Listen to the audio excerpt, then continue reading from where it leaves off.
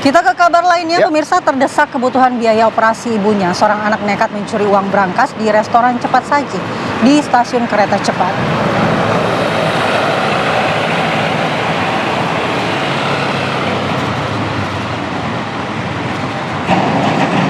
Berkat rekaman CCTV, aksi pencurian brankas ini kemudian terungkap dan tanpa perlawanan pelaku ditangkap di kamar kosnya.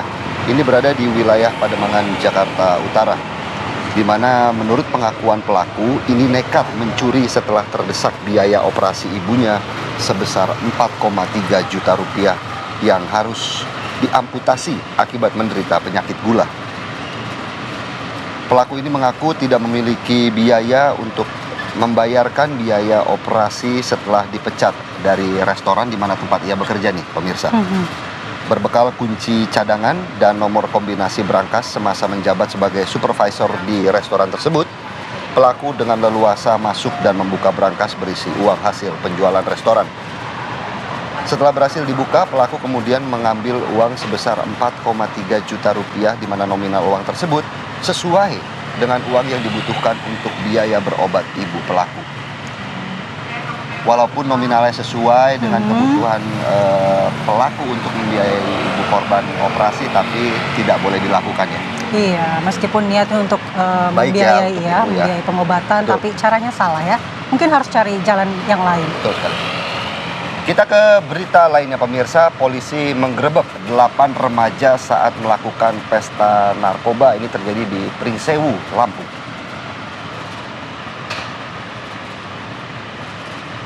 Kedelapan remaja dibekuk di 3 tempat berbeda oleh Sat Narkoba Polres Pringsewu.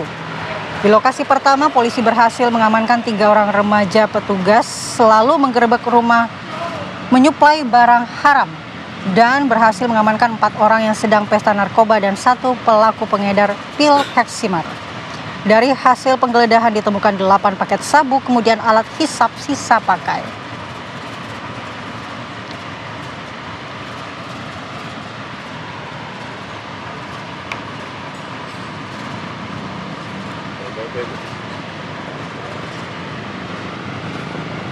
Dari Lampung kita ke Ambon, pemirsa. Sejumlah pedagang asongan mengamuk di atas kapal Pelni KM Ngapulu di Ambon, Maluku.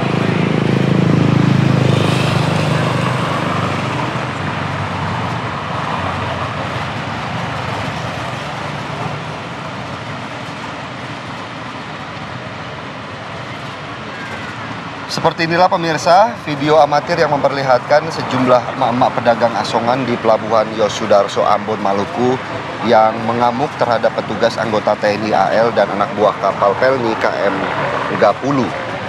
Para pedagang ini marah hingga melempari dagangannya berupa makanan dan minuman hingga berhamburan di dek kapal.